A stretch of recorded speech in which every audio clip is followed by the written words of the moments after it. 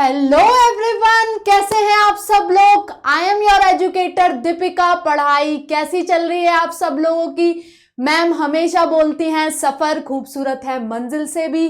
क्या सफर है हमारा सफर है नीट की एक सीट हासिल करना स्टूडेंट।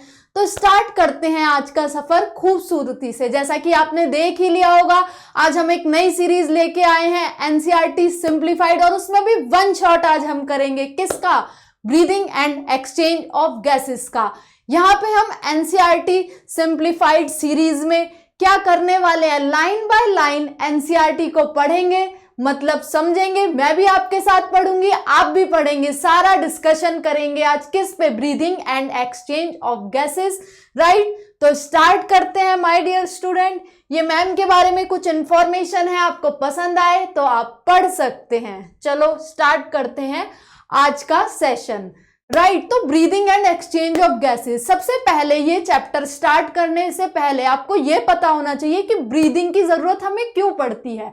देखो, आपकी बॉडी में बहुत सारे कॉम्प्लेक्स मॉलिक्यूल्स रहते हैं, राइट, जैसे कि कार्बोहाइड्रेट्स, लिपिड्स, अमीनो एसिड। तो उनको ब्रेक डाउन करना होता है, तो उनको ब्रेक डाउन करने के लिए हम ऑक्सीजन की हेल्प ले रहे होते हैं, और फिर उसी का यूज करके हम एनर्जी प्रोड्यूस कर रहे होते हैं, क्योंकि हमें वो अपनी डे टू डे एक्टिविटीज के लिए चाहिए होती है। राइट, तो लाइन बाय लाइन हम देखेंगे कि एनसीईआरटी में क्या क्या बताया गया है इस चैप्टर में, ताकि आपको एनसीईआरटी की एक एक लाइन समझ में आ जाए और आप अच्छा स्कोर करें अपने नीट एग्जाम में। चलो स्टार्ट करते हैं माय डियर स्टूडेंट। तो breathing and exchange of gases, यहां पे क्या क्या लिखा हुआ है देखो। As you have read earlier, oxygen is utilised by organism to indirectly break down simple molecules like glucose, amino acid, fatty acid to derive energy to perform various activities. जो चीज मैंने आपको बताई वही लिखा हुआ है कि हम ऑक्सीजन का यूज किस लिए करते हैं, ताकि हम जो हमारे मॉलिक्यूल्स हैं उनको ब्रेक डाउन कर सकें और फिर उससे हम एनर्जी डिराइव कर सकें। राइट, इसको मैं हाईलाइट कर देती हूं, यहाँ पे रुक जाइए एक सेकेंड आप, give me a minute to change the colour. Start करते हैं, लाइन बाय लाइन सब पढ़ेंगे आज हम लोग कि क्या क्या लिखा हुआ है। राइट, चलो स्टार्ट करते हैं। ये हमने समझ लिया कि इस लाइन का मतलब क्या है। राइट, कि हम ऑक्सीजन का यूज कर रहे हैं जो हमारे मॉलिक्यूल्स हैं उनको ब्रेक डाउन करने के लिए, राइट, जिससे हम एनर्जी डिराइव कर सकें। देन आगे क्या लिखा हुआ है, आगे लिखा हुआ है कि carbon dioxide which is harmful is also release during above catabolic reaction. जो भी मैंने बताया आपको कि ऑक्सीजन का यूज करके हम ब्रेक डाउन कर रहे हैं, तो उसमें क्या क्या रिलीज हो रहा है, CO2 आपका रिलीज हो रहा है और एनर्जी हो रही है। तो जो CO2 होता है आपका वो हार्मफुल होता है आपकी बॉडी के लिए, उसे हम रिलीज आउट कर देते हैं बॉडी से, क्योंकि यही तो कर रहे हैं हम ब्रीदिंग में कि ऑक्सीजन को ले रहे हैं और CO2 को निकाल रहे हैं। एटमॉस्फेयर से ऑक्सीजन लेते हैं, देन CO2 जो हमारा होता है उसे हम एटमॉस्फेयर में रिलीज आउट कर देते हैं। तो यही बताया हुआ है अभी एनसीईआरटी में। और कैटाबॉलिक रिएक्शन, यहाँ पे ब्रेक डाउन हो रहा है। राइट, तो ब्रेक डाउन किसका हो रहा है, हमारा जो हमारे ये मॉलिक्यूल्स होते हैं, कार्बोहाइड्रेट, यहाँ पे लिखा हुआ है कि कार्बोहाइड्रेट, ग्लूकोज, अमीनो एसिड, इन सब का ब्रेक डाउन हो रहा है। राइट, देन सेकंड पढ़ते हैं कि क्या है, it is therefore evident that O2 has to be continuously provided to the cells and CO2 produced by the cells have to be released out. This process of exchange of O2 from atmosphere with CO2 produced by cells is called breathing. यही हमने अभी तक discuss करा है। Right, और इसको हम respiration भी कहते हैं। देन आप देखेंगे कि यहाँ पे लिखा हुआ है कि अगर आप अपना जो हैंड्स हैं अगर आप चेस्ट पे रख के देखते हैं तो आप फील कर पाएंगे कि आप ब्रीदिंग इन और ब्रीदिंग आउट कर रहे हैं। ये एक्टिविटी आप भी परफॉर्म करके देख सकते हैं कि place your hands on your chest, you can feel that the chest is moving up and down, you know that it is due to breathing. How do we breathe, ये question पूछा गया है। Then the respiratory organs and the mechanism of breathing are described in the following section. Of this chapter, जो breathing का mechanism है और कौन कौन से ऑर्गन्स इन्वॉल्व हैं, ये सारी बातें भी हम इस चैप्टर में डिस्कस करेंगे। तो एनसीईआरटी की जो भी ये लाइंस मैं लेकर आई हूँ आपके लिए, अभी तक इस पैरा में यही समझाया गया है कि ब्रीदिंग क्या होता है, क्या कैटाबॉलिक रिएक्शन होते हैं, क्यों CO2 बाहर निकल रहा है, क्यों O2 हम ले रहे हैं, क्योंकि हमें डे टू डे एक्टिविटीज के लिए एनर्जी चाहिए माय डियर स्टूडेंट। तो अब आते हैं दूसरे अपने पैरा पे। यहाँ पे क्या बताया गया है, यहाँ पे बताया गया है कि रेस्पिरेटरी ऑर्गन्स के बारे में। तो रेस्पिरेटरी ऑर्गन्स देखो, जो हमारा सेल्यूलर प्रोसेस हो रहा है, जो ये रिएक्शन हो रही है हमारी बॉडी में कि हम ऑक्सीजन का यूज कर रहे हैं अपने जितने भी हमारे मॉलिक्यूल्स हो गए, कार्बोहाइड्रेट, लिपिड्स, अमीनो एसिड के लिए, देन CO2 उससे रिलीज हो रही है और एनर्जी ले रहे हैं। तो ये सेल्यूलर जो रेस्पिरेशन है, इंटरनल रेस्पिरेशन है, ये तो सारे ऑर्गेनिज्म में सिमिलर रहेगा।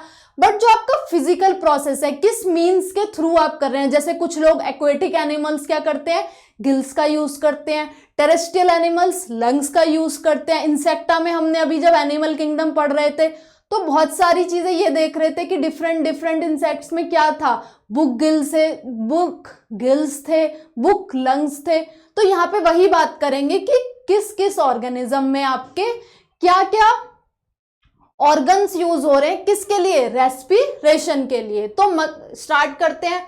Mechanism of breathing vary among different group of animals depending mainly on their habitats and level of organisation. वही कि ऑर्गेनिज्म में जो भी लेवल ऑफ ऑर्गेनाइजेशन है, किस हैबिटेट में वो रह रहे हैं, उसके बेसिस पे उनके रेस्पिरेटरी ऑर्गन डिफर करते हैं, right. Lower invertebrates like sponges, coelenterates, flatworms etcetera exchange O2 with CO2 by simple diffusion over their entire body surface। तो सिंपल डिफ्यूजन के थ्रू स्पॉन्जेस एंड हमारे सिलेंट्रेट में क्या होता है, सिंपल डिफ्यूजन के थ्रू ये एक्सचेंज ऑफ गैसेस परफॉर्म हो रहा होता है, वही लिखा है इस वाली लाइन में। Then earthworm use their cuticle, moist cuticle and insect have their network of tubes to transfer atmospheric air within the body. तो अर्थवर्म क्या किस मीन्स से अपना रेस्पिरेशन या फिर ब्रीदिंग कर रहा होता है, वो कर रहा होता है आपका मॉइस्ट क्यूटिकल के थ्रू। ये तो मेरे स्टूडेंट ने पढ़ाई हुआ है, एनिमल किंगडम में मैंने पढ़ाया हुआ है ये। और यहाँ पे इंसेक्टा की बात कर रहे हैं ये लोग कि जो इंसेक्ट्स होते हैं वो ट्रैकियल ट्यूब्स के थ्रू रेस्पिरेशन कर रहे होते हैं। देखो आपको यहाँ पे लिखा हुआ दिख रहा होगा। और जो स्पेशल वेस्कुलराइज स्ट्रक्चर होते हैं जो कि गिल्स होते हैं माय डियर स्टूडेंट, इनको ब्रैंकियल रेस्पिरेशन भी कहते हैं कि जो भी ऑर्गेनिज्म गिल्स के थ्रू रेस्पिरेशन कर रहे हैं तो उसको क्या कहलाएंगे हम, ब्रैंकियल रेस्पिरेशन कहेंगे, राइट। ये यूज किया जाता है एक्वेटिक ऑर्थोपॉड्स। मैंने अभी आपको बताया कि जो एक्वेटिक ऑर्गेनिजम्स होते हैं वो गिल्स का यूज कर रहे होते हैं, राइट। और जो वस्कुलाइज्ड बैग्स होते हैं जैसे कि आपके लंग्स, वो उसको कहते हैं हम पल्मोनरी रेस्पिरेशन। और ये कौन यूज कर रहा होता है, टेरेस्ट्रियल फॉर्म्स ये यूज कर रहे होते हैं एक्सचेंज ऑफ गैसेस के लिए। यही मैंने आपको थोड़ी देर पहले बताया है कि जो गिल्स का यूज कर रहे होते हैं वो होते हैं एक्वेटिक एनिमल्स, और जो टेरेस्ट्रियल एनिमल्स होते हैं वो लंग्स का यूज कर रहे होते हैं। ये एक एक लाइन हम डिस्कस करेंगे आज, right. Among vertebrates, fishes use gills, whereas amphibians, reptiles, birds, mammals respire through lungs. जो amphibians होते हैं like frog can respire through their moist skin, उसको हम कहते हैं cutaneous respiration also, right? तो ये अभी तक ये पहरा आपको समझ में आया होगा। एक एक लाइन आज हम डिस्कस करेंगे इस वन शॉट में, राइट। समझ आया आपको कि जो हमारे जो प्रिमिटिव ऑर्गेनिजम्स थे जैसे कि सिलेंट्रेट, स्पॉन्जेस, वो कैसे कर रहे थे, वो डिफ्यूजन के थ्रू अपना रेस्पिरेशन कर रहे थे, राइट। फिर उसके बाद जैसे जैसे एडेप्टेशन होती रही वैसे वैसे ऑर्गन्स भी डेवलप होते गए। गिल्स का यूज कौन कर रहा था, एक्वेटिक ऑर्गेनिजम्स कर रहे थे। और आपका लंग्स का कौन कर रहा था, वो कर रहे थे वो वाले ऑर्गेनिज्म जो टेरेस्ट्रियल थे। यही टेरेस्ट्रियल ऑर्गेनिजम्स थे, यही इन सारे पैराग्राफ्स में अभी तक बताया गया है। चलो आगे बढ़ते हैं, आगे देखते हैं कि ह्यूमन रेस्पिरेटरी सिस्टम के बारे में क्या क्या बोला गया है। चलो डिस्कस करते हैं। We have a pair of external nostrils opening out above the upper lips. हमारे पास पेयर ऑफ यहाँ पे नॉस्ट्रल्स होते हैं अबव हमारे lips, right. And it leads to the nasal chamber through the nasal passage. वो जो नॉस्ट्रल्स होते हैं वो नेसल पैसेज में खुल रहे होते हैं थ्रू नेसल चैम्बर जो होता है वो ओपन हो रहा होता है हमारा किस में, आफ्टर दैट ये जो हमारे पास नॉस्ट्रल्स होते हैं ये हमारे ओपन हो रहे होते हैं नेसल चैम्बर में through nasal passage, right. The nasal chamber जो हमारा होता है वो ओपन हो रहा होता है फेरिंग्स में. अब ये बता रहे हैं कि फेरिंग्स क्या है. तो pharynx a portion of which is common passage for food and air. तो ये जो फेरिंग्स होता है आपका ये एक कॉमन पैसेज होता है किस लिए, फूड और एयर के लिए. The pharynx opens through the larynx region into trachea. जो आपका pharynx होता है वो ओपन हो रहा होता है through larynx region into trachea. अभी हम डायग्राम की हेल्प से भी समझेंगे कि ये सारी लाइनें हमें क्या क्या बता रही हैं. Then larynx is a cartilaginous box which helps in sound production. Hence it is called sound box. जो हमारा larynx होता है वो आपके साउंड प्रोडक्शन में हेल्प कर रहा होता है इसीलिए वो कहलाता है sound box, right. During swelling glottis is covered by thin elastic cartilaginous flap called epiglottis. जब आप फूड को स्वेलो कर रहे होते हैं तो जो ग्लॉटिस होता है वो कवर हो जाता है किससे, आपका एक कार्टिलेजिनस कवरिंग से कवर हो जाता है, उसको हम बोलते हैं एपिग्लॉटिस, राइट. जिससे कि आपका जो फूड आप स्वेलो कर रहे हैं वो स्वेलो करने में आपको कोई प्रॉब्लम ना हो जाए, आप जब स्वेलोइंग कर रहे हैं कोई एयर ना वहां पे आ जाए. तो इसीलिए ये जो हमारा ग्लॉटिस होता है इसको कवर किया जाता है कार्टिलेजिनस फ्लैप से जिसको हम बोलते हैं एपिग्लॉटिस. वही बताया गया है यहाँ पे, right. To prevent the entry of food into larynx. तो यही बोला गया है कि एंट्री को हम प्रिवेंट कर सके फूड की ताकि वो लैरिंग्स में ना चला जाए. तो ये बोला गया है अभी तक, राइट. आगे देखते हैं कि क्या क्या बोला गया है एनसीईआरटी की लाइन में. एक एक लाइन डिस्कस कर लेंगे आज हम, right. Trachea is a straight tube extending up to the mid thoracic cavity which divide at the level of fifth thoracic vertebra into right and left bronchi. तो trachea जो होता है हमारा एक स्ट्रेट ट्यूब होती है बॉडी में जो कि जिसका हमारा जो डिफ्रेंसिएशन हो रहा होता है वो कहाँ पे स्प्लिट हो रही होती है, वो स्प्लिट हो रही होती है my dear student at fifth thoracic vertebra. यहाँ पे लिखा हुआ है किस किस में, into right and left bronchi में. यहाँ पे लिखा हुआ है देखो फिफ्थ थोरेसिक वर्टिब्रा में एक स्ट्रेट ट्यूब जा रही है और जिसकी स्प्लिटिंग हो रही है फिफ्थ थोरेसिक वर्टिब्रा पे, right. Each bronchi undergo repeated divisions to form secondary and tertiary bronchi and bronchioles. जो आपकी bronchis होती हैं उनका further division होता है tertiary and secondary bronchioles में, वही सब यहाँ पे लिखा हुआ है. और terminal bronchioles में the trachea and primary, secondary and tertiary bronchi and initial bronchioles आपकी वो सपोर्टेड होती हैं इनकम्प्लीट कार्टिलेजिनस रिंग से. ये इस पे स्टार मार्क कर लो क्योंकि क्वेश्चन पूछा जाता है. क्या क्या लिखा हुआ है कि जो हमारी ट्रैकिया होते हैं primary, secondary and tertiary bronchi and हमारे इनिशियल ब्रोंक्यूल्स वो कवर होते हैं किससे, वो कवर होते हैं इनकम्प्लीट कार्टिलेजिनस रिंग से. तो यही यहाँ पे बताया हुआ है. Each terminal bronchiole give rise to number of very thin and vascularised bag like structure जिसको हम एल्वियोलाई कहते हैं.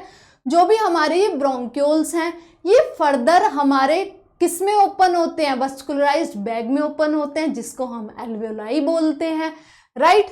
The branching network of bronchi, bronchioles and एल्वियोलाइज comprises lungs. जो ये नेटवर्क हम बना रहे हैं माय डियर स्टूडेंट ब्रोंकाई का, ब्रोंक्यूल्स का और जो भी ये एल्वियोलाई का हम बना रहे हैं ये क्या है, ये एक साथ क्या कंप्राइज कर रहा होता है, ये लंग्स कंप्राइज कर रहा होता है. We have two lungs which are covered by double layered pleura with pleural fluid between them. It reduces friction on the lung surface, right? जो हमारे दोनों lungs होते हैं उनकी भी membrane होती है double layered. वो कौन सी membrane है? pleural membrane, जिसमें क्या भरा हुआ होता है? उसमें भरा होता है pleural fluid, जो कि friction में हेल्प करता है, रिड्यूस करता है फ्रिक्शन को लंग सरफेस में, राइट? ये सब यहाँ पे एनसीईआरटी की लाइंस में बताया हुआ है. वन बाय वन हम डिस्कस कर रहे हैं. अभी हम डायग्राम डिस्कस करते हैं कि डायग्राम में क्या बताया हुआ है. देखो, सबसे पहले मैंने अभी आपको बताया कि नॉस्ट्रिल से शुरू हो रही हैं चीजें, देन नेसल चैम्बर में आ रही है, फिर ट्रैकिया बन रहा है, ट्रैकिया फिर से फिफ्थ थोरैसिक वर्टिब्रे पे डिवाइड हो रहा है, किसमें?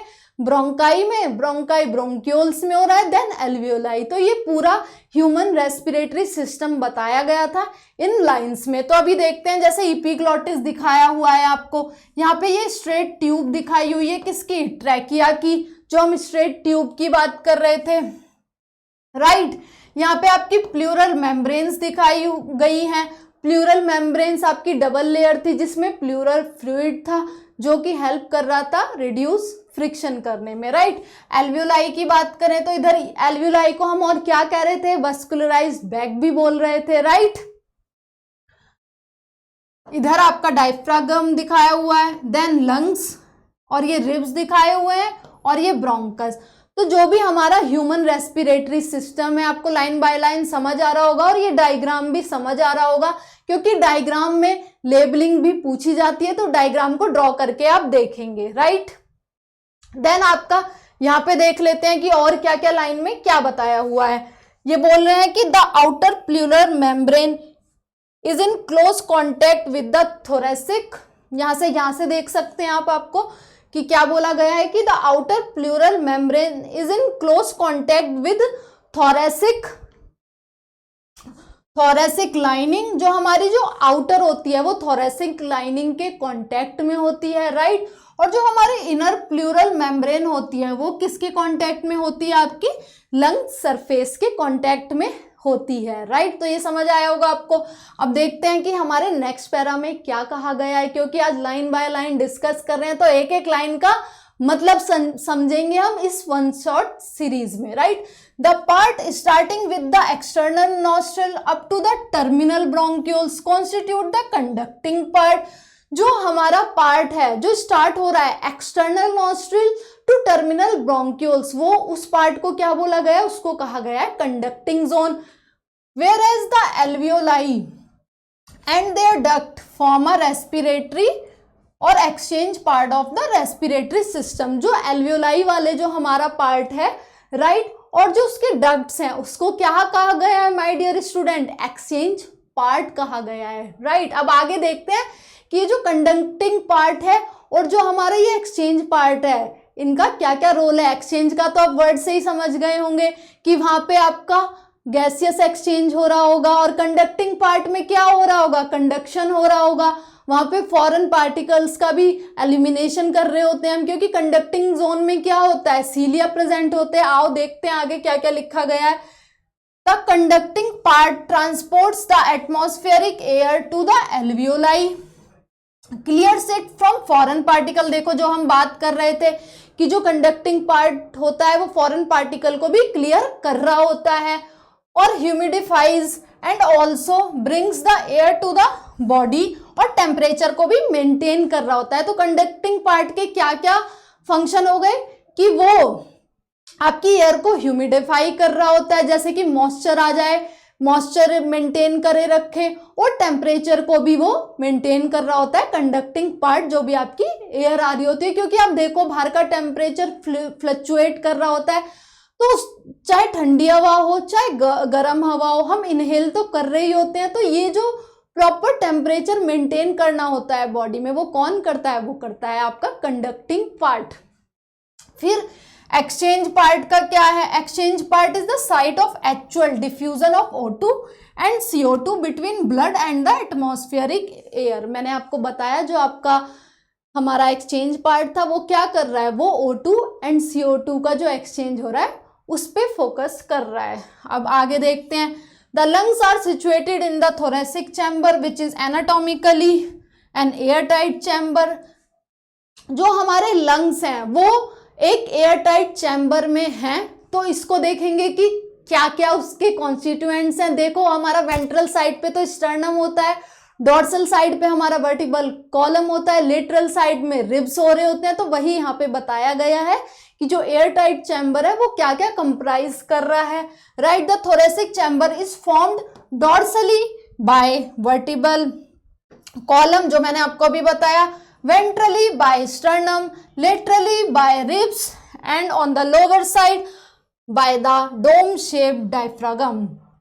तो वही कि जो हमारा ये एयर टाइट चैम्बर है जो कि लंग्स है, वो जो हम एयर टाइट बोल रहे हैं वो किस बेसिस पे बोल रहे हैं कि हमारा वेंट्रल साइड पे तो स्टर्नम आ गया आपका, देन आपका डॉर्सल साइड पे क्या आ गया, वर्टिब्रल कॉलम आ गया, लेटरल साइड में रिब्स आ गए और लोअर साइड में क्या है आपका डायफ्रागम है जो कि डोम शेप्ड है। Right, the anatomical setup in the lungs in the thorax is such that any change in the volume of the thoracic cavity will be reflected in the lungs cavity. Such an arrangement is essential for breathing as we cannot directly alter pulmonary volume।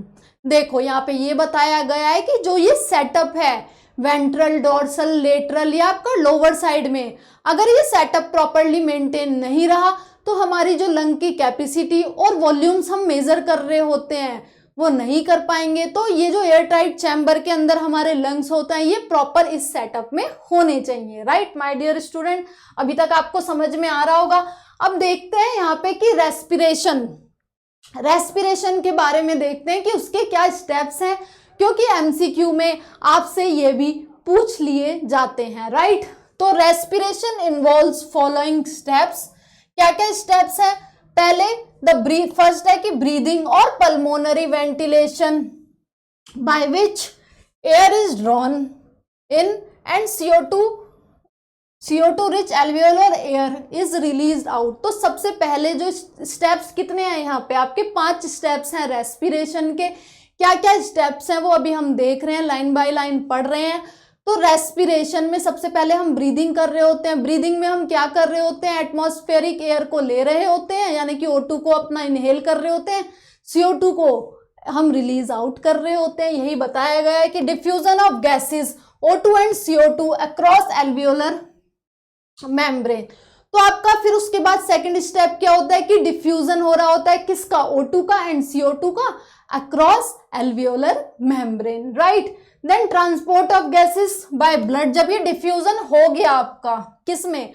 O2 और CO2 का diffusion हो गया alveolar membrane के through, तो उसके बाद क्या हो रहा होता है कि ट्रांसपोर्ट ऑफ गैसेस हो रहा होता है through blood. Right, then diffusion of O2 and CO2 between blood and tissue.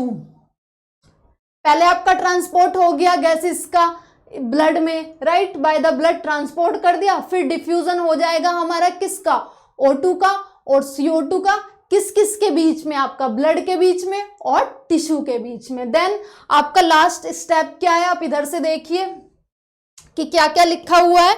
ये लिखा हुआ है कि utilisation of O2 by the cells for catabolic reaction and resultant CO2 release out, जिसे हम सेल्यूलर रेस्पिरेशन कहते हैं। राइट, जिसको हम डिटेल्ड में पढ़ने वाले हैं चैप्टर 12 में, जो कि आपका बॉटनी का चैप्टर है सेल्यूलर रेस्पिरेशन। वही यहाँ पे बताया हुआ है कि पहले आपकी ब्रीदिंग हुई, हमने इनहेल किया ऑक्सीजन को, राइट, ये ब्रीदिंग का बता रहे हैं, और रिलीज आउट करते हैं हम CO2 को। फिर डिफ्यूजन हो गया गैसेस का O2 और CO2 का, देन ट्रांसपोर्ट हुआ हमारी गैसेस का बाय ब्लड, फिर डिफ्यूजन हुआ किसका? O2 और CO2 का बिटवीन ब्लड में और टिश्यू में, देन यूटिलाइज कर लिया किसने? सेल्स ने O2 को एंड CO2 को रिलीज आउट कर दिया। तो ये जो भी सारे आपके स्टेप्स हैं ये आप याद रखिए, क्योंकि ये पूछ ले जाते हैं एमसीक्यू में। आपको क्वेश्चन पूछ लेगा, अल्टर कर देगा, ये स्टेप्स को ऊपर नीचे करके आपसे पूछ लिया जाएगा। राइट, देन हम आ जाते हैं हमारा मैकेनिज्म ऑफ ब्रीदिंग। तो ब्रीदिंग का मैकेनिज्म क्या है स्टूडेंट? की कौन कौन से हम दो प्रोसेस पढ़ रहे होते हैं। मेरे स्टूडेंट इतने ज़्यादा इंटेलिजेंट हैं, उन्हें पता होगा कि हम कौन कौन से दो मैकेनिज्म देखते हैं ब्रीदिंग के। इंस्पिरेशन एंड एक्सपायरेशन हम देख रहे होते हैं कि क्या है वो प्रोसेस। आइए समझते हैं। तो इंस्पिरेशन का जैसे नाम से ही पता चल रहा है आपको, आप एयर को इंस्पायर कर रहे हैं। एक्सपिरेशन, एयर जो हमारी है उसे रिलीज आउट कर रहे हैं। तो चलो आओ समझते हैं कि क्या क्या बोला गया है।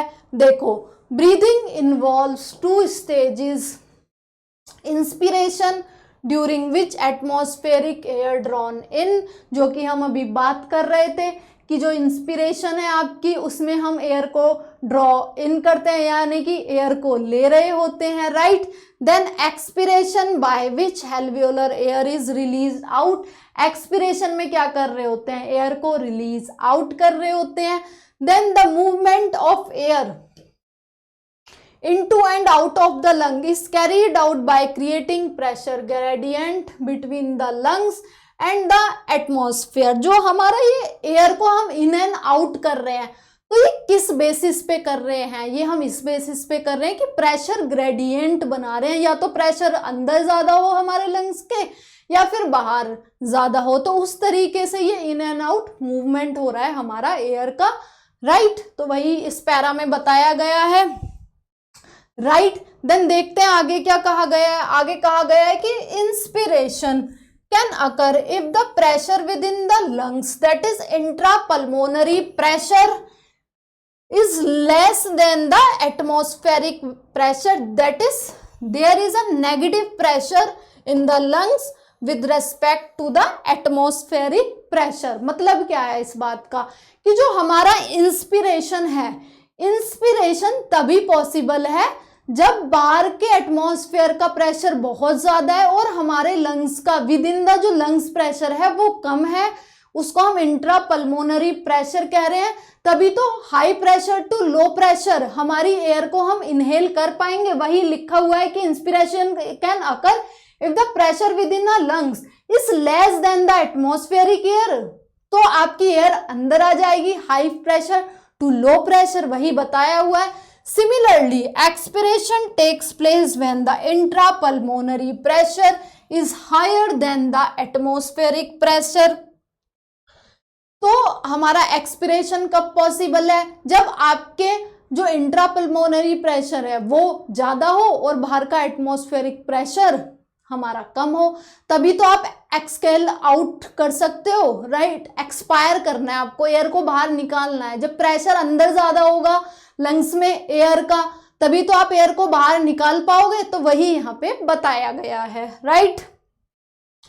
देन देखते हैं आगे क्या कहा गया है कि the diaphragm and the specialised set of muscles, ये बता रहे हैं अब इस पैरा में कि कौन कौन सी मसल्स और कौन कौन से चीजें इन्वॉल्व है आपका ये पूरा जो प्रोसेस होता है इंस्पिरेशन एंड एक्सपायरेशन करने के लिए, राइट।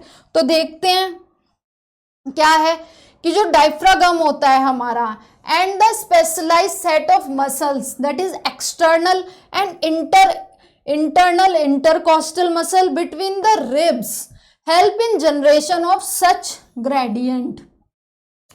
तो and inspiration is the initiated by the contraction of diaphragm which increases the volume of the thoracic chamber in the anterior posterior axis।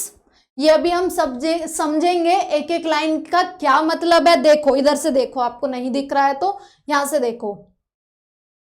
देखो जो हमारे ये जो भी मैकेनिज्म हो रहा है कि हम एयर को इनहेल कर रहे हैं या एक्सहेल कर रहे हैं, तो इसमें कौन कौन सी मसल्स इन्वॉल्व हैं लिखा हुआ है यहाँ पे आपके सबसे पहले तो डायफ्रागम का जो कॉन्ट्रैक्शन या रिलैक्सेशन होता है वो इन्वॉल्व हो रहा होता है, राइट। ऑल्सो आपकी internal intercostal muscle and external जो मसल्स होती हैं आपकी वो इन्वॉल्व होती हैं सारे मैकेनिज्म में, वही यहाँ पे बताया गया है। तो जो इंस्पिरेशन होता है वो इनिशिएट होता है किससे, कॉन्ट्रैक्शन ऑफ डायफ्रागम, जो कि इंक्रीज कर देता है किसका, वॉल्यूम थोरेसिक चैम्बर का इन एंटीरियर पोस्टीरियर एक्सिस। देखो अगर डायफ्रागम का अभी हम ये डायग्राम से समझेंगे कि डायफ्रागम है उसका अगर कॉन्ट्रैक्शन हो जाए तो वो फ्लैट शेप्ड हो जाएगा, उससे वॉल्यूम बढ़ जाएगी, आपकी थोरेसिक चैम्बर की वॉल्यूम बढ़ जाएगी तो आपका प्रेशर कम हो जाएगा। अगर एटमॉस्फेरिक प्रेशर बाहर ज्यादा है अंदर कम है तो बाहर से जो हमारी एयर है वो अंदर आएगी, यही कहलाएगा आपका इंस्पिरेशन, वही इस लाइन में बताया हुआ है। Then the contraction of external intercostal muscle lift up the ribs and the sternum causing increase in the volume of thoracic chamber in dorsoventral axis।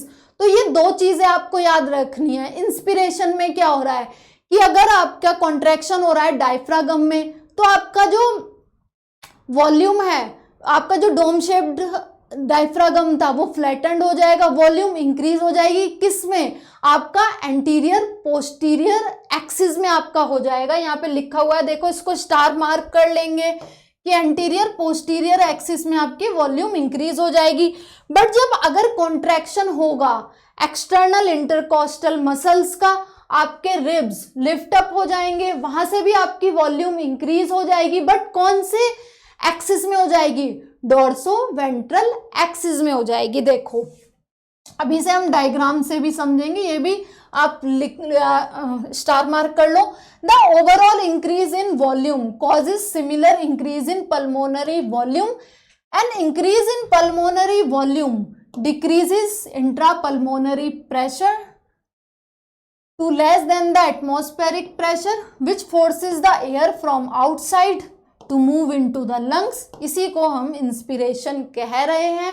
यही हम डायग्राम में आगे मैं आपको बताऊंगी आगे वाली स्लाइड में। राइट, समझ में आ गया होगा आपको इंस्पिरेशन का, जब वॉल्यूम बढ़ गया दोनों तरीके से। कैसे? अगर डायफ्रागम का कॉन्ट्रैक्शन हो रहा है तो हमारा एंटीरियर पोस्टीरियर एक्सिस में बढ़ रहा है वॉल्यूम। अगर आपके रिब्स लिफ्ट अप हो रहे हैं, राइट, एक्सटर्नल इंटरकोस्टल मसल में कॉन्ट्रैक्शन हो रहा है तो आपका किधर? डोर्सोवेंट्रल एक्सिस में आपका वॉल्यूम इंक्रीज हो रहा था। वॉल्यूम इंक्रीज हो गया दोनों तरीके से तो प्रेशर कम हो गया। प्रेशर कम हो गया तो एटमॉस्फेरिक प्रेशर बाहर ज्यादा है तो एयर बाहर से अंदर आएगी, तो यही कहलाएगा इंस्पिरेशन। इनहेल कर रहे हैं हम, और इसमें जो मसल थी वो आपको बता दिया गया है। राइट, अब देखते हैं कि एक्सपिरेशन में क्या क्या हो रहा है। Relaxation of diaphragm and the internal costal muscle return to the diaphragm and sternum to their normal position reduces the thoracic volume, thereby pulmonary volume. This leads to increase in intrapulmonary pressure to slightly above atmosphere। Increase कर रहा है वो intrapulmonary pressure को, क्योंकि volume decrease हो रही है, क्योंकि यहाँ पे क्या हो रहा है?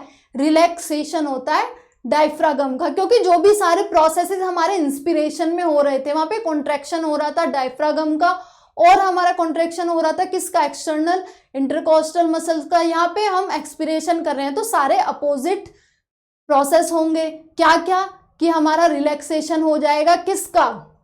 रिलैक्सेशन हम देख रहे हैं डायफ्रागम का एंड इंटरनल इंटरकोस्टल मसल का, जिसकी वजह से जो आपका डायफ्रागम है और स्टर्नम है वो नॉर्मल पोजीशन पे आ जाएंगे, जिसकी वजह से आपका रिड्यूस हो जाएगा थोरेसिक वॉल्यूम और पल्मोनरी वॉल्यूम। अगर आपका वॉल्यूम ही डिक्रीज हो गया, नॉर्मल पोजीशन पर आ गए आपका स्टर्नम एंड रिब्स, तो आपका प्रेशर इंक्रीज हो जाएगा। प्रेशर इंक्रीज हो जाएगा तो आप विद इन द लंग्स अगर प्रेशर कम हो रहा है, आपका इंक्रीज इन प्रेशर हो रहा है, इंक्रीज वॉल्यूम हो रही थी हमारी कम, तो इंक्रीज हो जा रहा है पल्मोनरी प्रेशर, तो हमारी एयर अंदर से बाहर जाएगी, वही कहलाएगा आपका एक्सपिरेशन। क्योंकि देखो यही लिखा हुआ है, this leads to an increase in intrapulmonary pressure to slightly above the atmospheric pressure causing expulsion of air from the lungs. इसी को हम एक्सपिरेशन कह रहे हैं। ये दोनों फिगर अभी डिस्कस करते हैं हम कि 14.2a एंड 14.2b दोनों की दोनों फिगर्स अभी हम अच्छे से डिस्कस करते हैं। Right, we have ability to increase the strength of inspiration and expiration with the help of additional muscles in the abdomen। तो हम जो हमारा एक्सपिरेशन और इंस्पिरेशन होता है इसको हम इंक्रीज और डिक्रीज भी कर सकते हैं। आपने देखा होगा कि जो रामदेव बाबा जी हैं वो कपालभाति कर रहे होते हैं, तो वो यही कर रहे होते हैं, वो स्ट्रेंथन कर रहे होते हैं। तो इंस्पिरेशन और अपना एक्सपिरेशन वही यहाँ बताया हुआ है। On an average the healthy human breathe 12 to 16 times per minute. तो जो हमारा हेल्दी कोई भी ह्यूमन है उसका जो रेट है ब्रीथ का वो 12 to 16 टाइम्स है पर मिनट, यही बताया हुआ है। The volume of air involved in breathing movement can be estimated by using spirometer which helps in clinical assessment of pulmonary function, right। तो जो ये सारी वॉल्यूम्स हैं आपकी, क्या पल्मोनरी जो भी वॉल्यूम्स हैं या कैपेसिटीज हैं उनको किस बेसिस पे हम मेजर कर रहे होते हैं या कैसे कर रहे होते हैं, उसका क्लिनिकल सिग्निफिकेंस कौन से इंस्ट्रूमेंट से करते हैं, हम स्पायरोमीटर से करते हैं। जैसे ईसीजी में आप हार्ट की एक्टिविटी कर रहे होते हैं मेजर, तो इन दोनों का क्लिनिकल सिग्निफिकेंस है। यहाँ पे हम बात कर रहे हैं स्पायरोमीटर की, जिसकी हेल्प से हम pulmonary volumes and pulmonary capacity को मेजर कर रहे होते हैं। तो आगे हम डायग्राम की हेल्प से पूरा समझते हैं कि क्या क्या प्रोसेस हो रहा है। ठीक है, देखो अब सबसे पहले हम देखते हैं कि इंस्पिरेशन में आपका क्या हो रहा है और आपका एक्सपायरेशन में क्या हो रहा है। ठीक है, तो देखो जैसे कि ये आपका इंस्पायरेशन का डायग्राम दिखाया हुआ है। यहाँ पे मैंने आपको इंस्पायरेशन में क्या क्या बताया, ये बताया कि वहां पे कॉन्ट्रैक्शन हो रहा है किसका, हमारा एक्सटर्नल इंटरकोस्टल मसल का हो रहा है और डायफ्रागम का हो रहा है। देखो अगर यहाँ पे डायफ्रागम अगर कॉन्ट्रैक्ट हो रहा है तो ये फ्लैट शेप हो जाएगा, तो यहाँ पे आपकी वॉल्यूम बढ़ रही है, वॉल्यूम ऑफ थोरैक्स इंक्रीज हो रही है, राइट। रिब्स और स्टर्नम भी रेज्ड हो रहे हैं आपके। तो जो ये डायफ्रागम है अगर ये कॉन्ट्रैक्ट हो रहा है तो आपकी वॉल्यूम किस एक्सिस में बढ़ रही है, एंटीरियर पोस्टीरियर एक्सिस में, यानी कि ये हो गया आपका एंटीरियर, ये हो गया आपका पोस्टीरियर। तो इस तरीके से आपकी वॉल्यूम इंक्रीज हो रही है अगर आपका डायफ्रागम कॉन्ट्रैक्ट होता है। अब बात करते हैं स्टर्नम और रिब्स की या फिर एक्सटर्नल इंटरकोस्टल मसल्स की। अगर यहाँ पे आपका ये कॉन्ट्रैक्ट हो रही है दोनों, तो यहाँ पे किस एक्सिस में अभी हम डिस्कस कर रहे थे कि इंक्रीज होता है वॉल्यूम, वो होता है आपका डॉर्सो वेंट्रल एक्सिस में। देखो ये कि डॉर्सल वेंट्रल एक्सिस में आपका इंक्रीज हो रहा है, राइट, इस तरीके से। तो यही बात एनसीईआरटी की लाइन में हम कर रहे थे। तो देखो वॉल्यूम इंक्रीज हो गई, प्रेशर डिक्रीज हो गया आपका, एटमॉस्फेरिक जो आपका प्रेशर है उधर ज्यादा है, इधर कम है, क्योंकि वॉल्यूम इंक्रीज कर रही है। तो जो आपकी एयर है वो क्या कर रही है, वो बाहर से अंदर आ रही है, यही यहाँ पे बताया हुआ है, देखो, राइट। अब बात कर लेते हैं हमारी एक्सपिरेशन की कि एक्सपिरेशन में क्या बताया गया है। यहाँ पे क्या क्या बताया गया है, देखो यहाँ पे क्या हो रहा था, रिलैक्सेशन हो रहा था। किस किस का रिलैक्सेशन हो रहा था माय डियर स्टूडेंट, यहाँ पे रिलैक्सेशन हो रहा था, डायफ्रागम रिलैक्स हो रहा था, जिसकी वजह से वॉल्यूम आपकी डिक्रीज हो रही है। यहाँ पे लिखा भी हुआ है कि वॉल्यूम ऑफ थोरैक्स डिक्रीज हो रही है वो, और फिर आपके जो स्टर्नम और रिब्स हैं वो नॉर्मल पोजीशन पे आ रहे थे। रिलैक्सेशन किसका हो रहा था, आपका एक्सटर्नल इंटरकोस्टल मसल का भी आपका रिलैक्सेशन हो रहा था। देखो ribs and sternum return to their original position, यहाँ पे डायफ्रागम भी आपका रिलैक्स हो रहा है, right. Give me a minute, आपका डायफ्रागम भी रिलीज हो रहा है, रिलैक्स्ड हो रहा है यहाँ पे।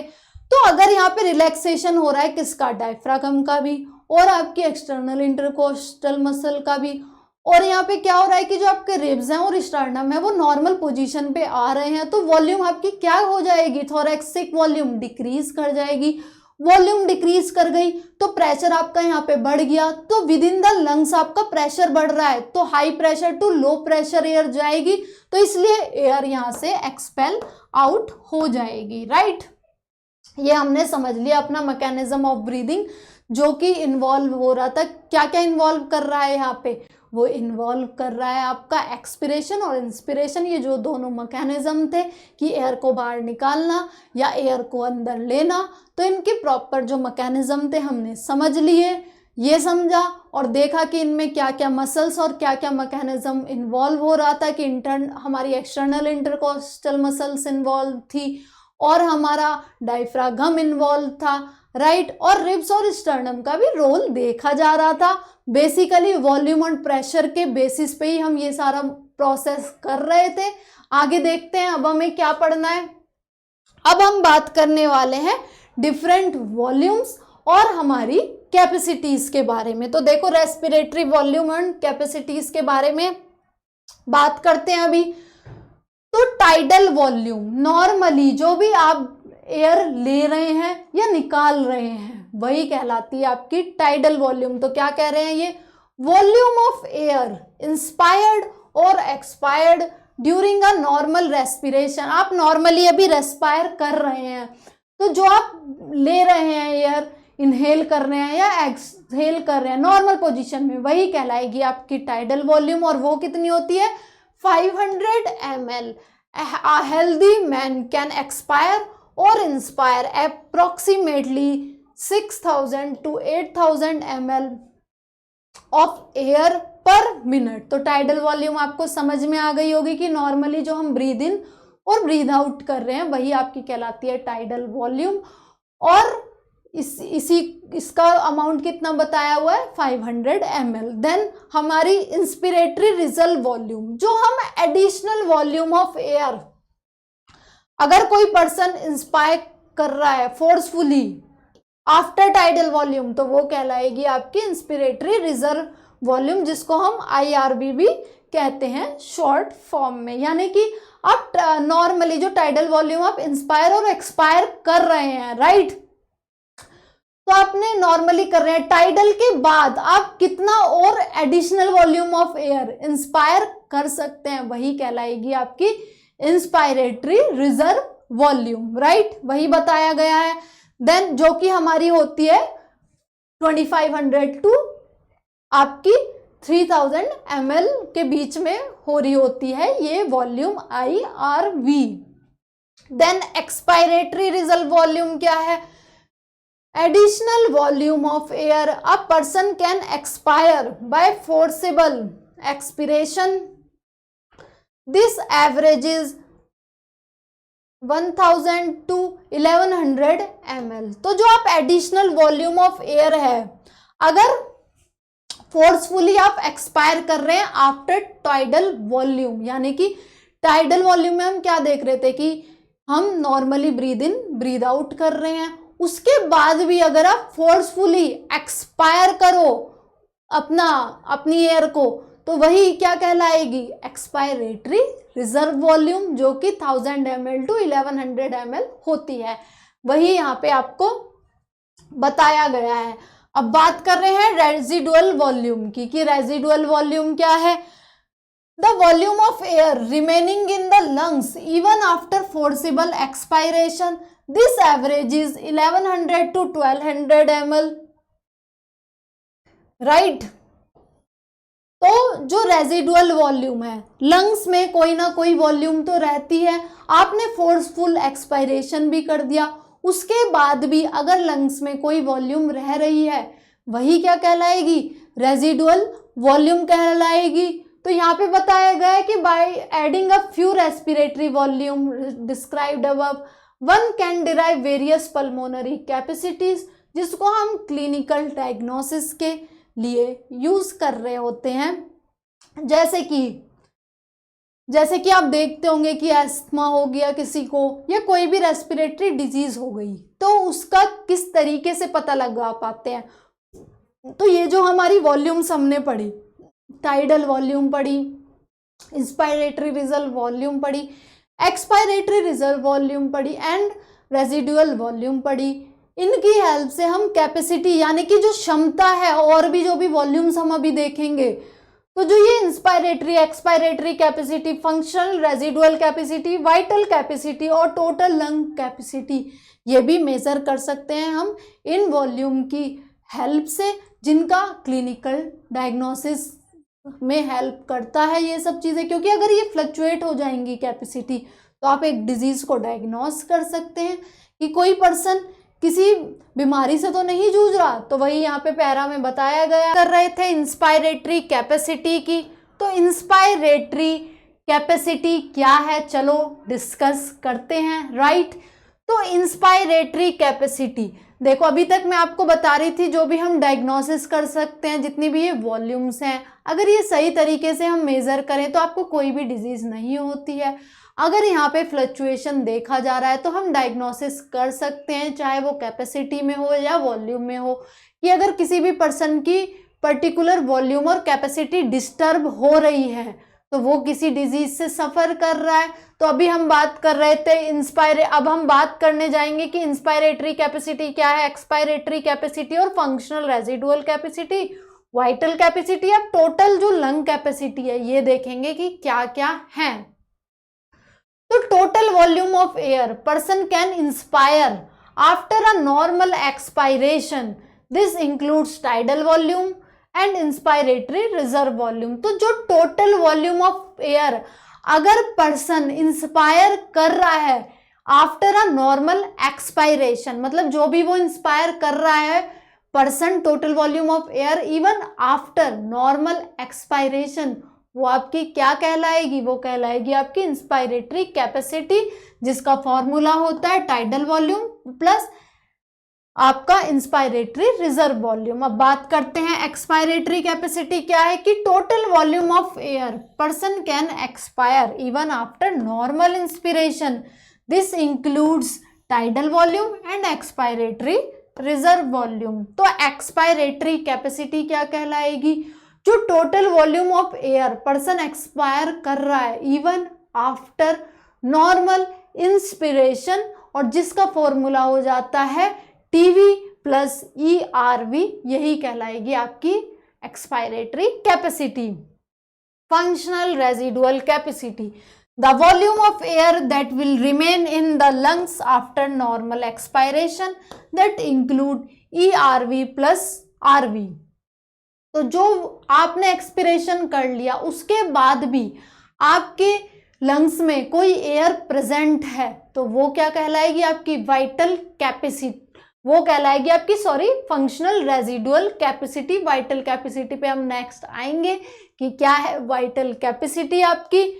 तो बता दिया मैंने आपको कि फंक्शनल रेजिडुअल कैपेसिटी वो कैपेसिटी है आपके लंग्स की, अगर आपके लंग्स में कोई भी एयर रह जा रही है इवन आफ्टर आपने एक्सपायर कर लिया है। इसका फॉर्मूला क्या क्या है आपका ERV plus RV, that is expiratory reserve volume को ऐड कर देंगे अगर रेजिडुअल वॉल्यूम के साथ, तो आपकी आ जाएगी functional residual capacity. Then vital capacity, आपकी वाइटैलिटी के लिए आप कितनी मैक्सिमम एयर ब्रीद इन और ब्रीद आउट कर सकते हैं, वही आपकी कहलाती है vital capacity. The maximum volume of air a person can breathe in after forced expiration, this includes ERV, TV and IRV, और the maximum volume of air person can breathe out after forceful inspiration, वही मैंने आपको बताया। और vital capacity का क्या formula हो गया आपका, हमारा हो जाएगा IRV और ERV प्लस TV, तो ये हमारी हो जाएगी vital capacity. Total lung capacity, जितनी भी सारी आपकी वॉल्यूम्स हैं वो टोटल लंग कैपेसिटी में आ जाएंगी। Total volume of air accommodated in the lungs at the end of forced inspiration, this includes RV, ERV, TV and IRV and और vital capacity और residual volume। जितनी भी total volume of air हमारी lungs में रह रही है at the end of forced inspiration, वही कहलाएगी आपकी टोटल लंग कैपेसिटी। ये सारे फॉर्मूले और कितना आपकी वॉल्यूम्स का बताया हुआ है, जैसे कि टाइडल वॉल्यूम आपकी 500 ml थी, IRV आपकी 2500 to 300 ml थी, और ERV हमारी कितनी थी, हमारी थी 1000 थी और टू 1100 ml थी। तो ये सारे आपको चीज़ें भी याद रखनी है, कितना कितना हम एयर हम ले रहे हैं, और कैपेसिटीज का भी आपको फॉर्मूलेज याद रखने हैं, राइट। तो अपना नेक्स्ट देखते हैं कि क्या है। अब हम देखेंगे एक्सचेंज ऑफ गैसेस, किस तरीके से हम एक्सचेंज कर रहे हैं गैसेस का। तो एक्सचेंज ऑफ गैसेस का सबसे ज्यादा किधर हो रहा है, एल्वियोलाई में हो रहा है। अभी देखेंगे कि कौन कौन सी मेम्ब्रेन इन्वॉल्व्ड है एल्वियोलाई में, तो वो सारा समझते हैं, राइट, लाइन बाय लाइन जो भी हम पढ़ रहे थे। तो देखो लिखा हुआ है कि alveoli are the primary sites of exchange of gases, the exchange of gases also occur between the blood and the tissue, O2 and CO2 are exchanged in the sites by simple diffusion mainly based on the pressure gradient। तो वही मैंने आपको बताया कि जो alveoli है वो primary site है आपकी एक्सचेंज ऑफ गैसेस के लिए। जो एक्सचेंज ऑफ गैसेस हो रहा है ये आपका ब्लड और टिश्यू के बीच में भी हो रहा है, ये बताया गया है यहाँ पे। Then O2 and CO2 exchange in these sites, जो ये हमारी O2 और CO2 गैसेस हैं, ये जो भी हमारी एक्सचेंज हो रहा है ये थ्रू सिंपल डिफ्यूजन हो रहा है, right. The solubility of gases as well as thickness of the membrane involved in diffusion are also important factors that can affect rate of diffusion. तो जो रेट ऑफ डिफ्यूजन है यहाँ पे बताया गया है कि वो किस किस पे डिपेंड कर रहा है, आपका थिकनेस ऑफ मेम्ब्रेन पे भी डिपेंड कर रहा है, आपकी सॉल्युबिलिटी ऑफ गैसेस जो है उस पे भी आपका डिपेंड करता है, also partial pressure of gases, जो कि एक इंडिविजुअल गैसेस का प्रेशर है वो भी हमारा डिफ्यूजन को अफेक्ट करता है। देखते हैं आगे। द प्रेशर कॉन्ट्रीब्यूटेड बाय, जो मैं आपको बता रही थी, individual gas in a mixture of gases is called partial pressure, is represented at PO2 for oxygen and PCO2 for carbon dioxide. The partial pressure of these two gases in atmospheric air and the two sides of diffusion, ये सारा एक table में बताया गया है कि कितना particular partial pressure O2 and CO2 ले रही है और एटमॉस्फेरिक एयर में भी उनका क्या प्रेशर है वो आपका इस टेबल में बताया गया है। जो डेटा दिया गया है वो क्लियरली इंडिकेट कर रहा है concentration gradient of oxygen from alveoli to blood and blood to tissue. Similarly अभी इस टेबल पे हम आएंगे, पहले समझ लेते हैं कि क्या क्या दिया हुआ है। Similarly a gradient is present for CO2 in opposite direction में। तो जो हमारा O2 का ग्रेडियंट दिया गया है वो कैसे दिया गया है, वो दिया गया है आपका alveoli to blood and blood to tissue, इस तरीके से इसका ग्रेडियंट दिया गया है। किस तरीके से कि एल्वियोलाई टू ब्लड और ब्लड टू टिश्यू, जबकि जो हमारी CO2 है उसका ऑपोजिट डायरेक्शन में दिया हुआ है। वो कैसे दिया हुआ है, from tissues to blood and blood to alveoli, यही यहाँ पे लिखा गया। मैंने आपको पढ़ाया भी था कॉन्सेप्ट कैप्सूल, जब मैं अपना लेक्चर दिया है हमारे चैनल पे, कि जो CO2 की सॉल्युबिलिटी होती है वो 20 to 25 टाइम्स हायर होती है, किससे, ऑक्सीजन से। वही लाइन अभी इधर पे आ गई है कि as the solubility of CO2 is 20 to 25 times higher than that of O2, the amount of CO2 that can diffuse through diffusion membrane per unit difference in partial pressure is much higher as compare to O2। यही मैं आपको बता रही थी कि जो diffusion होता है CO2 का वो मच हायर होता है, क्योंकि जो सॉल्युबिलिटी होती है CO2 की वो 20 to 25 टाइम्स हायर होती है, किससे, ऑक्सीजन से। देन नेक्स्ट लाइन में देखते हैं क्या, diffusion membrane is made up of 3 layers, 3 major layers, namely thin squamous epithelium of alveoli, endothelium of alveolar capillaries, basement substance composed of thin basement membrane supporting the squamous epithelium and the basement membrane surrounding the single layer endothelium cells in between them। तो जो मैंने आपको बताया कि ये जो alveoli है इसके पास भी 3 लेयर होती है। कौन कौन सी होती है, एक तो एल्वियोलाई की अपनी हो जाएगी, एक ब्लड की आपकी हो जाएगी, और इनके बीच में एक बेसमेंट मेम्ब्रेन होती है। तो इसे डिस्कस कर लेते हैं हम। देखो ये हो गई आपकी बेसमेंट मेम्ब्रेन, ये हो गई आपकी एंडोथेलियम ऑफ ब्लड कैपिलरी। एक लेयर हो जाएगी हमारी, एक लेयर कौन सी है, एंडोथेलियम ऑफ ब्लड कैपिलरी, एक लेयर ये हो गई, दूसरी हो गई आपकी बेसमेंट मेम्ब्रेन की लेयर, और एक हो गई हमारी स्क्वैमस एपिथेलियम ऑफ जो एल्वियोलर वॉल है। तो यही तीनों चीजों के जो लेयर्स हैं इनके थ्रू हमारा एक्सचेंज हो रहा है गैसेस का, राइट। ये डायग्राम भी समझेंगे। यहाँ पे सारे प्रेशर दिए हुए हैं कि जो एटमॉस्फेयर में है, ऑक्सीजन का एटमॉस्फेयर में कितना होता है, पार्शियल हमारा जो प्रेशर होता है वो कितना है।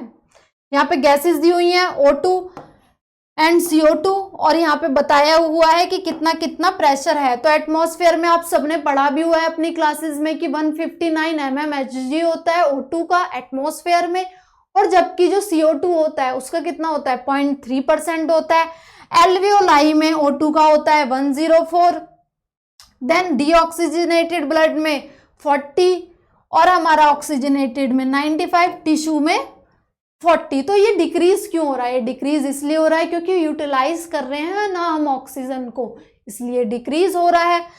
देन CO2 का देखें तो एल्वियोलाई में 40 हो जाता है, फिर डीऑक्सीजनेटेड ब्लड में 45, ऑक्सीजनेटेड में 40 और टिश्यू में 45। तो ये इस तरीके से ग्रेडियंट मेंटेन होता है। इसे भी हम डायग्राम की हेल्प से समझेंगे। देखो यहाँ पे आ जाता है आपका डायग्राम। हम एटमॉस्फेरिक एयर में O2 और CO2 का कितना बता रहे थे। O2 का था हमारा 159 mmHg और हमारा CO2 का मैंने आपको बताया 0.3 mmHg।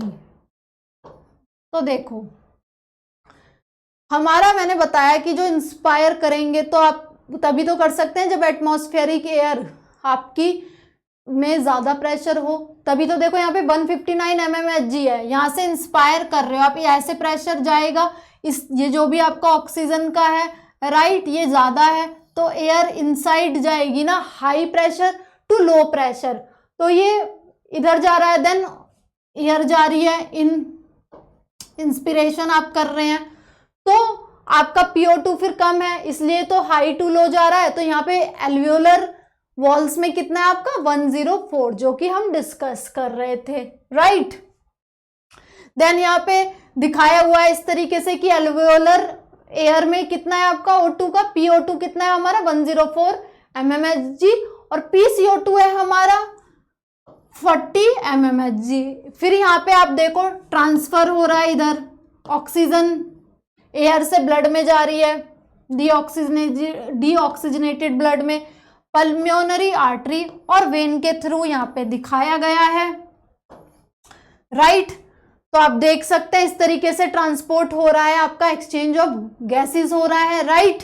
इधर से देखिए आप समझिए, देखो पल्मोनरी वेन और सिस्टमिक आर्टरी में सेम पार्शियल प्रेशर रहेगा ऑक्सीजन और CO2 का, तो यहाँ पे दोनों का सेम चलेगा, इधर पे दोनों का सेम चलेगा जितना भी पार्शियल प्रेशर है। तो pulmonary vein and systemic artery में PO2 कितना है आपका 95 mmHg और PCO2 कितना है 40 mmHg, और इधर पे कितना है हमारा, इधर से देखो अगर आपको नहीं दिख रहा है कि जो पल्मोनरी वेन है और सिस्टमिक आर्टरी है आपकी, यहाँ पे आपका पार्शियल प्रेशर दोनों में सेम रहेगा 95 mmHg PO2 रहेगा, और आपका PCO2 कितना रहेगा 40 mmHg। ऐसी पल्मोनरी आर्टरी और सिस्टमिक वेन में इधर पे जो हमारा है डीऑक्सीजनेटेड बल्ब, वहां पे PO2 रहेगा 40 mmHg और PCO2 आपका रहेगा कितना 45 mmHg। तो इसी तरीके से आपका एक्सचेंज हो रहा है ऑक्सीजन और CO2 का, बॉडी टिश्यू में इधर एक्सचेंज हो रहा है। तो ये पूरा डायग्राम में कितना पार्शियल प्रेशर आपका सिस्टमिक आर्टरी और सिस्टमिक वेन्स, एल्वियोलर वॉल्स, कैसे कैसे प्रेशर ग्रेडियंट दिखाए गए हैं, आपको ये सारी चीजें याद रखनी है राइट। कि एटमॉस्फेरिक एयर से एल्वियोलर वॉल में आई O2, देन डीऑक्सीजनेटेड ब्लड के थ्रू ट्रांसपोर्ट हुई, देन टिश्यू में आई, क्योंकि यहाँ पे यूटिलाइज हो रही है तो रिड्यूस हो जाएगी, दैट इज 40 mmHg, और CO2 को हमें बाहर निकालना है तो उसका अमाउंट इंक्रीज हो रहा है, दैट इज 45 हो रहा है, किससे 40 से 45 हो रहा है, और इधर 95 से 40 हो रहा है। क्यों? ऑक्सीजन का अमाउंट क्यों डिक्रीज हो रहा है? क्योंकि यहाँ पे हम यूटिलाइज कर रहे हैं ऑक्सीजन को राइट। इस तरीके से ये बाहर चली जाएगी, फिर आपका ऑक्सीजन CO2 आपकी आउट हो जाएगी और O2 आपकी अंदर आ रही है। यही इस डायग्राम में बताया हुआ है, और आपको ये ग्रेडियंट याद रखने हैं जो भी मेंटेन हो रहे हैं, जो भी पार्शियल प्रेशर हुआ दिखाया गया है, क्योंकि ये रिप्रेजेंटेशन है जो डायग्राम दिखा रहा है exchange of gases at alveolus and the body tissue with blood and transport of oxygen and carbon dioxide, right. Then अब आ जाते हैं अपने ट्रांसपोर्ट ऑफ गैसेस पे। तो ट्रांसपोर्ट ऑफ गैसेस हम किस किस का देखेंगे, ऑक्सीजन का देखेंगे, हम CO2 का देखेंगे। तो ऑक्सीजन का ये ट्रांसपोर्ट ऑफ गैसेस मैंने आपको कॉन्सेप्ट कैप्सूल जो सीरीज थी हमारी उसमें CO2 का भी समझा रखा है, O2 का भी समझा रखा है, राइट। तो O2 97% और 0.3% इस तरीके से दिखाया हुआ है कि कैसे कैसे ट्रांसपोर्ट होता है। तो जो स्टूडेंट आपका ऑक्सीजन होता है वो ट्रांसपोर्ट होता है 97% थ्रू RBC और आपका सिर्फ 3% ही वो ट्रांसपोर्ट हो रहा है थ्रू प्लाज्मा। इसका रीजन मैम ने आपको क्या बताया था, वो यही बताया था क्योंकि जो सॉल्युबिलिटी है वो ऑक्सीजन की कम है in comparison to carbon dioxide, इसलिए वो कौन सा रास्ता लेता है, वो लेता है आपका RBC के थ्रू ज्यादा ट्रांसपोर्ट होता है इन कंपैरिजन टू प्लाज्मा। तो वही लिखा हुआ है यहाँ पे कि blood is a medium of transport for O2 and CO2। जो ब्लड है एक मीडियम है जिसमें हम ट्रांसपोर्ट करा रहे हैं ऑक्सीजन का एंड कार्बन डाइऑक्साइड का, जिसमें कि अबाउट 97% ऑफ जो हमारी ऑक्सीजन है वो ट्रांसपोर्ट हो रही है RBC के through and the remaining 3% of O2 dissolved state में थ्रू प्लाज्मा ट्रांसपोर्ट हो रही है। बट जो 20 to 25% ऑफ CO2 है वो ट्रांसपोर्ट होती है RBC के थ्रू और जो 70% एज बाइकार्बोनेट और 7% CO2 डिसॉल्व्ड फॉर्म में थ्रू प्लाज्मा ट्रांसपोर्ट हो रही होती है। ये भी मैंने आपको पढ़ाया हुआ है कि जो CO2 होती है वो 77% प्लाज्मा के थ्रू ट्रांसपोर्ट हो रही होती है और हमारी जितनी भी 23% होती है वो होती है RBC के थ्रू, राइट। चलो अब समझते हैं अपना सारा ट्रांसपोर्ट की किस किस तरीके से चीजें हो रही हैं, राइट। रुको अभी करते हैं सारा ये ऑक्सीजन हीमोग्लोबिन डिसोसिएशन कर्व जो भी हमारा आ गया है। तो देखो सबसे पहले हम देखते हैं कि जो हमारा जो ऑक्सीजन का ट्रांसपोर्ट हो रहा है वो किस तरीके से हो रहा है। तो लाइन बाय लाइन पढ़ते हैं कि ट्रांसपोर्ट ऑफ ऑक्सीजन में क्या बताया गया है। रुको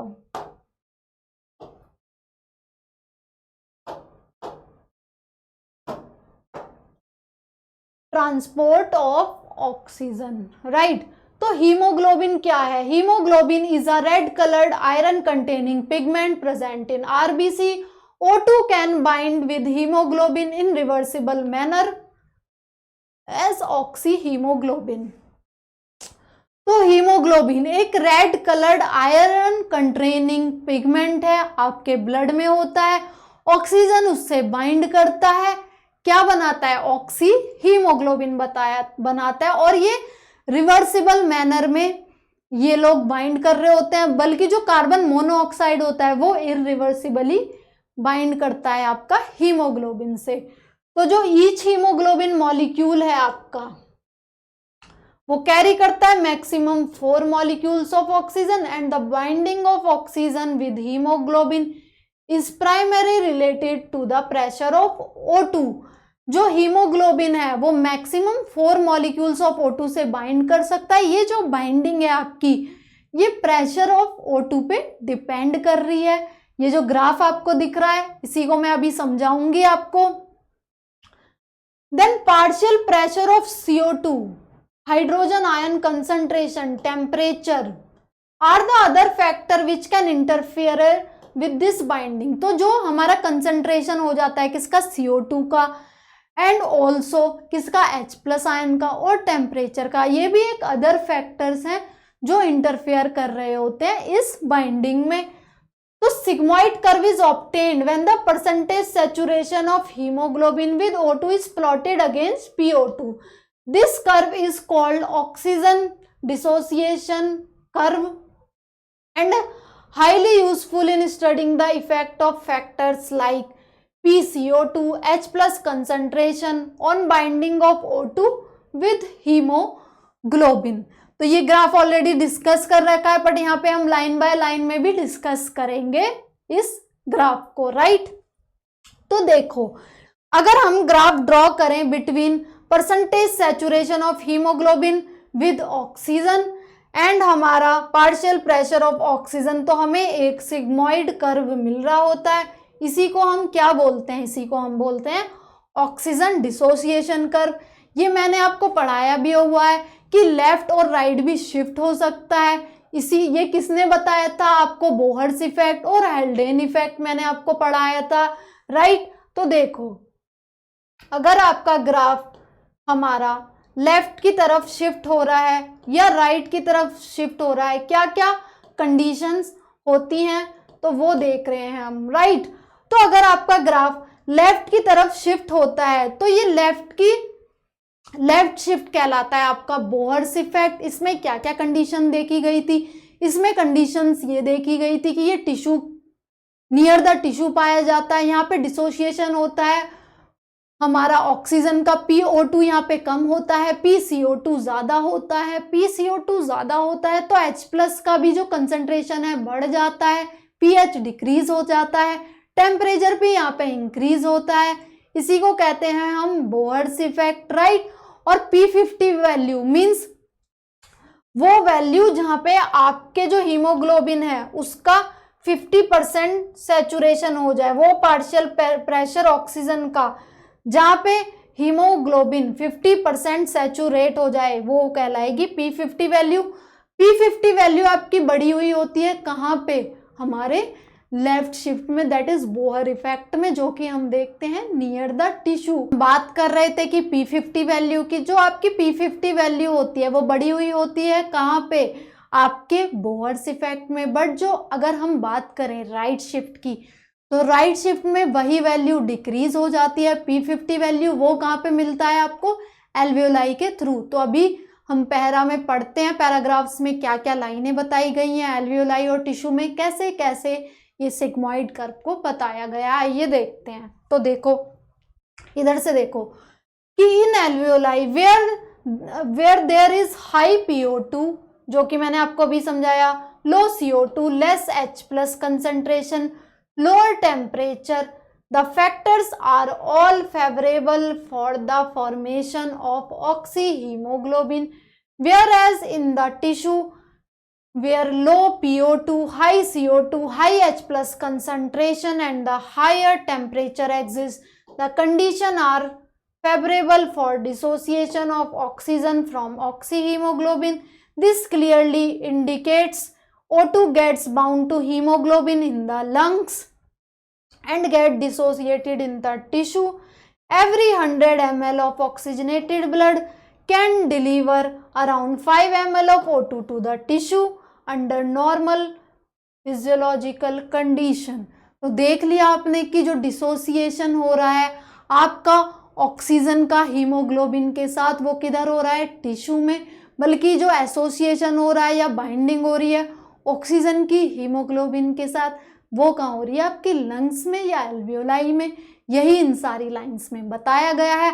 आगे देखते हैं हम ट्रांसपोर्ट अपने कार्बन डाइऑक्साइड का, लाइन बाय लाइन डिस्कस करते हैं कि क्या क्या बताया गया है, राइट। तो देखो CO2 is carried by hemoglobin as carb amino haemoglobin about 20 to 25%। तो जो हमारा CO2 होता है वो कैरीड आउट होता है, जो भी इसका ट्रांसपोर्ट हो रहा है एस कार्बा अमीनो हीमोग्लोबिन, मैंने आपको बताया था 23%, राइट। ये ट्रांसपोर्ट हो रहा होता है as carbamino haemoglobin through RBC। This binding is related to the partial pressure of CO2। PO2 is a major factor which could affect the binding when the PCO2 is high and PO2 is low in the tissue. The more binding of carbon dioxide occur, whereas when the PCO2 is low and PO2 is high in the alveoli, dissociation of PCO2 from carbamino haemoglobin takes place। तो वही चीजें हैं कि जो आपका tissue हो रहा है, टिश्यू में तो आपका कार्बन डाइऑक्साइड का PO2 ज़्यादा है, तो यहाँ पे आपका डिसोसिएशन हो जाएगा HbO2 का, और जो आपकी एल्वियोलाई है वहाँ पे एसोसिएशन हो रहा होता है। वही बताया गया है क्योंकि यहाँ पे जो PCO2 है टिश्यू में वो ज़्यादा है और आपकी एल्वियोलाई में PCO2 कम है। CO2 which is bound to the hemoglobin from the tissue is delivered at alveoli. जो CO2 बाउंड कर रहा है हीमोग्लोबिन से टिश्यू से, वो डिलीवर कहाँ कर रहे हैं हम? एल्वियोलाई में, right. RBC contain very high concentration of this enzyme carbonic anhydrase and minute quantity of same present in plasma. 2. The enzyme facilitate the following direction. तो ये वाली जो रिएक्शन हो रही होती है, मैं समझाती हूँ आपको। ये तो आपकी हो रही होती है टिश्यू में, राइट, और ये हो रही होती है आपकी आरबीसी में, क्योंकि यहाँ पे आपका यहाँ पे डिसोसिएशन हो रहा होता है, इधर एसोसिएशन हो रहा होता है, राइट। तो यही इसमें समझाया हुआ है रिएक्शन में। आगे देखते हैं। At tissue site where as partial pressure of CO2 is high due to catabolism, the CO2 diffuse into RBC and plasma and form HCO3 negative and H plus at alveolar site, whereas PCO2 is low. The reaction proceeds in opposite direction. वही जो मैंने आपको बताया कि ये जो reaction होगी ये टिश्यू में हो रही होगी, जहाँ जो कि इस पैरा में बताया गया है कि HCO3 नेगेटिव बाइकार्बोनेट आयन की फॉर्म में जो ये ट्रांसपोर्ट हो रहा होता है वो कहाँ होता है? Near the tissue. इधर की तरफ ये हो रही है प्रोसीड, और इस तरफ आपका डिसोसिएशन हो रहा है, राइट, HCO3 का, राइट। तो CO2 और H2O बन रहा है, ये होता है आपका आरबीसी में। डिटेल्ड अगर आपको ये पूरा प्रोसेस समझना है, ट्रांसपोर्ट ऑफ CO2, ये मैंने 15 मिनट जो हमारा कॉन्सेप्ट कैप्सूल सीरीज थी उसमें डिटेल्ड में समझाया गया है। यहाँ पे हम वन शॉट ले रहे हैं तो एक एक लाइन समझ रहे हैं, और आपको डिटेल में समझना है एक पर्टिकुलर टॉपिक तो आप वहां से भी पढ़ सकते हैं। देखो, then at alveolar site where PCO2 is low and the reaction proceeds in the opposite direction leading to the formation of CO2 and H2O. The CO2 trapped as bicarbonate at tissue level and transported to the alveoli is released as release out at CO2. 100 ml of deoxygenated blood delivers approximately 4 ml of CO2 to the alveoli. तो right, ये सब आपको समझ में आया होगा कि यहाँ पे क्या हो रहा है, CO2 H2O के साथ बाइंड करके H2CO3 बना रहा है, जिससे कि यहाँ पे कंसंट्रेशन बढ़ रहा है HCO3 नेगेटिव का। इसी को हम क्या कह रहे थे, क्योंकि यहाँ पे न्यूट्रियलिटी आपकी डिस्टर्ब हो रही है तो क्लोराइड अंदर आ रहा है। ये सारी चीजें हम कहाँ देख रहे हैं? आरबीसी में देख रहे हैं, राइट। तो यही कहलाता है हमारा क्या? Chloride shift. समझ लिया आपने? यहाँ पे ये डिटेल्ड आप समझ सकते हैं अगर आपको समझना है। कॉन्सेप्ट कैप्सूल सीरीज में हमारा जो मैंने ट्रांसपोर्ट ऑफ CO2 आपको समझाया है, राइट। क्लोराइड शिफ्ट क्या है तो ये सब आपने पढ़ा ही हुआ है। हम रिवीजन कर रहे हैं अभी वन शॉट में ताकि एक एक लाइन समझ सके। तो हमने देख लिया कि ट्रांसपोर्ट जो हो रहा है आपका कार्बन डाइऑक्साइड का, वो हो रहा है 77% एज बाइकार्बोनेट थ्रू प्लाज्मा, और 23% आपका कैसे हो रहा है? थ्रू आरबीसी, वो ट्रांसपोर्ट हो रहा है, राइट। एंड जो हमारा ऑक्सीजन का देखा हमने 97% देखा किसके थ्रू? थ्रू आरबीसी, और हमारा सिर्फ 3% किसके थ्रू हो रहा था? Through RBC. ये सब क्यों हो रहा था? क्योंकि जो सॉल्युबिलिटी है CO2 की वो ज़्यादा है इन कंपैरिजन टू O2, तो इसीलिए ये सारा प्रोसेस हो रहा है।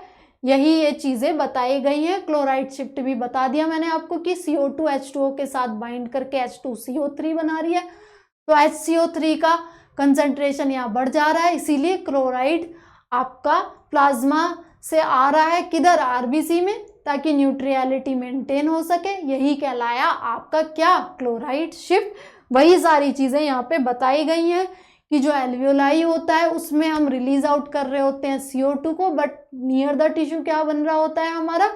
हमारा यहाँ पे नियर द टिश्यू H2CO3 बन रहा होता है, बाइकार्बोनेट की तरह ट्रांसपोर्ट हो रहा होता है, क्योंकि यहाँ पे जो कंसंट्रेशन है CO2 का ज़्यादा है, यानी कि partial pressure near the tissue ज़्यादा होता है कार्बन डाइऑक्साइड का, राइट। चलो अब बात करते हैं हमारा रेगुलेशन ऑफ रेस्पिरेशन। हमारा ये बस 1-2 टॉपिक रह रहा है इस चैप्टर का, कंप्लीट होने को आया है हमारा one shot breathing and exchange of gases का।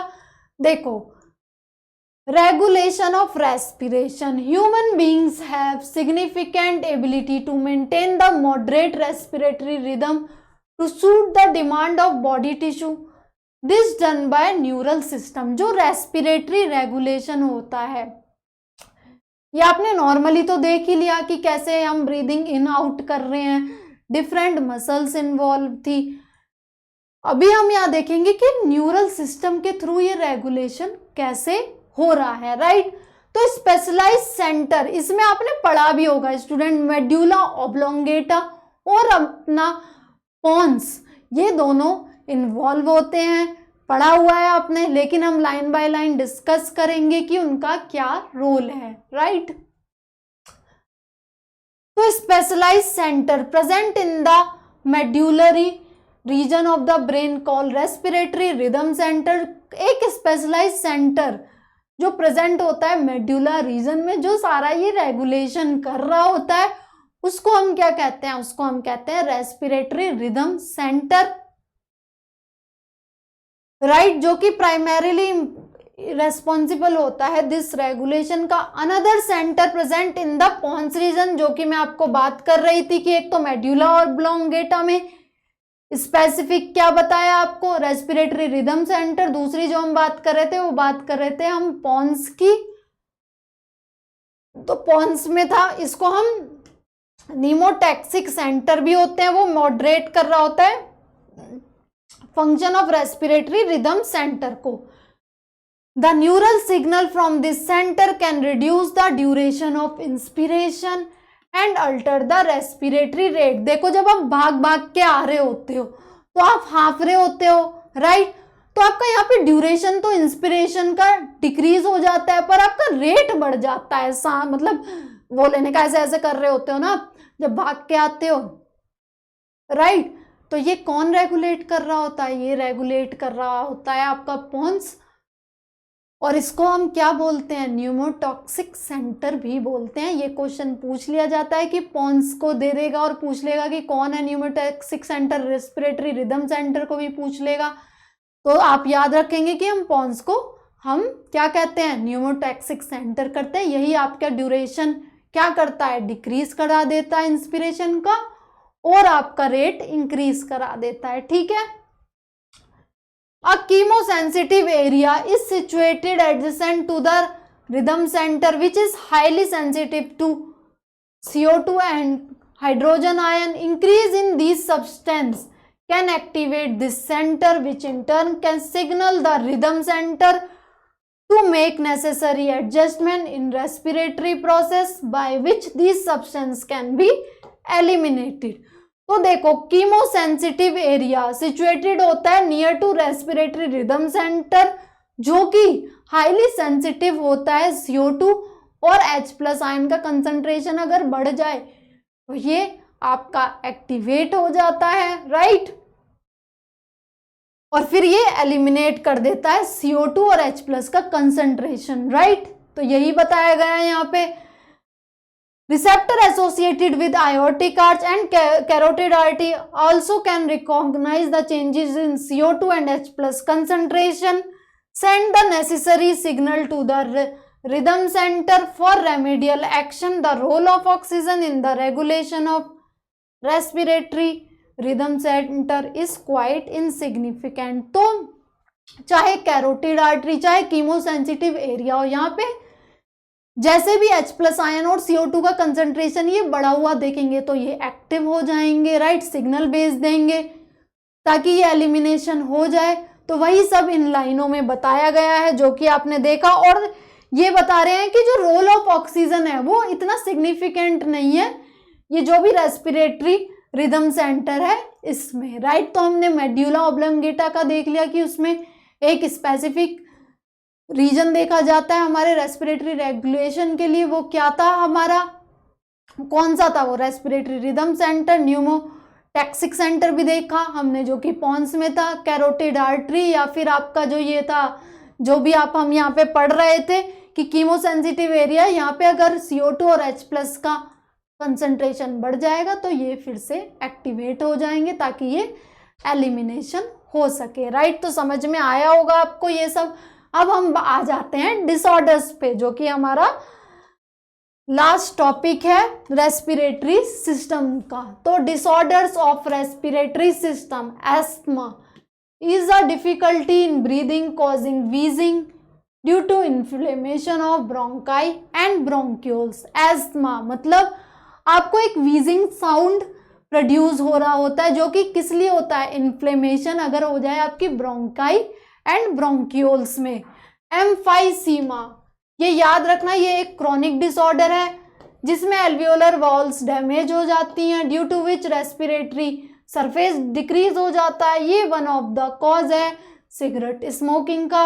ये क्वेश्चन आपसे पूछ लिया जाएगा कि कौन सा ऐसा डिसऑर्डर है जो सिगरेट स्मोकिंग से होता है, वो है आपका एम्फाइसीमा। तो एस्थमा देख लिया जिसमें आपने व्हीजिंग साउंड प्रोड्यूस हो रहा है और ब्रोंकाई और ब्रोंक्यूल्स में इन्फ्लेमेशन हो रहा है। एम्फाइसीमा क्या बताया मैंने, क्रोनिक डिसऑर्डर है जिसमें एल्वियोलर वॉल डैमेज हो जाती है, लंग का सरफेस एरिया डिक्रीज हो जाता है और ये एक क्रोनिक डिसऑर्डर कहलाया है, सिगरेट स्मोकिंग के थ्रू होता है। देन देखते हैं अपने ऑक्यूपेशनल रेस्पिरेटरी डिसऑर्डर। जो ऑक्यूपेशनल रेस्पिरेटरी डिसऑर्डर, नाम से ही पता चल रहा है आपको ऑक्यूपेशन के थ्रू हो रहे हैं, राइट।